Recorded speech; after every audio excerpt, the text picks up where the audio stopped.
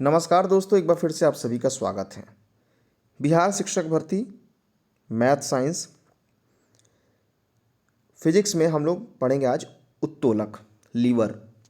बहुत पहले आप पढ़े होंगे, क्लास 5, 6, 7, 8 में याद करिएगा, धुंधला धुंधला सा आपको याद होगा। हम लोग पढ़े थे लीवर चैप्टर, उत्तोलक।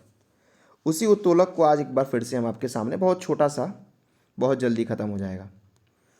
चिमटा जो है किस प्रकार का उत्तोलक का उदाहरण है?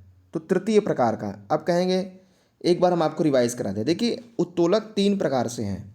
प्रथम श्रेणी के, द्वितीय श्रेणी के और तृतीय श्रेणी के, 3 प्रकार से उत्तोलक थे। प्रथम श्रेणी के, द्वितीय श्रेणी के और तृतीय श्रेणी के। प्रथम श्रेणी में क्या होता है, इसमें आलंब बिंदु बीच में रहेगा। आलंब मतलब होता है जहां पर पेंच लगा हो, जहां पर टिका हो, फलक्रम पॉइंट जिसको बोलते हैं। तो अगर आलंब बीच में है तो वो फर्स्ट प्रकार का है। एक चीज को पकड़िए, आलंब बीच में है तो क्या है, फर्स्ट प्रकार का। अगर वस्तु बीच में है, अगर क्या है, वस्तु बीच में, जैसे मान के चलिए कोई सरौता टाइप का रखा है, इसमें वस्तु बीच में है, आलंब किनारे है।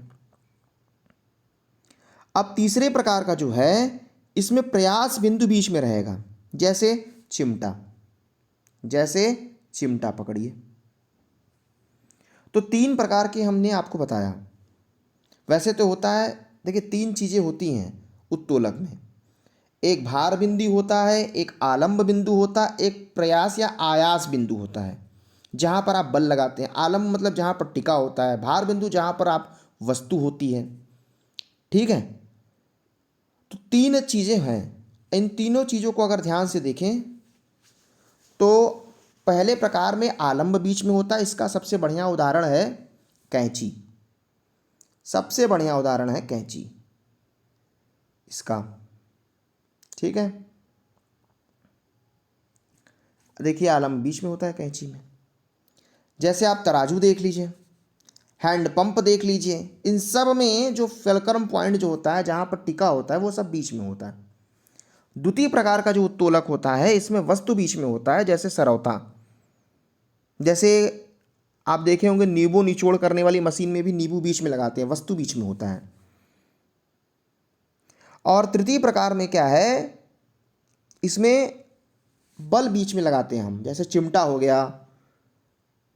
ठीक है, अब इसमें एक क्वेश्चन बनता है जो कई बार पूछ भी लिया जाता है, इस पर न्यूमेरिकल भी होता है। भार गुणे भार भुजा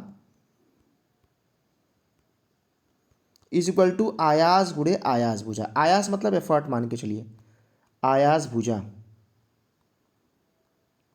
ठीक है, नेक्स्ट यांत्रिक लाभ का एक क्वेश्चन है। यांत्रिक लाभ क्या होता है? यांत्रिक मैकेनिकल एडवांटेज, यांत्रिक लाभ, ये क्या होता है? भार मतलब जो भार हम लोग उठा रहे हैं, आयास मतलब एफर्ट, एफर्ट। अब जब भार है तो ऊपर आयास भुजा होगा, भुजा में आयास भुजा ऊपर, भार भुजा नीचे।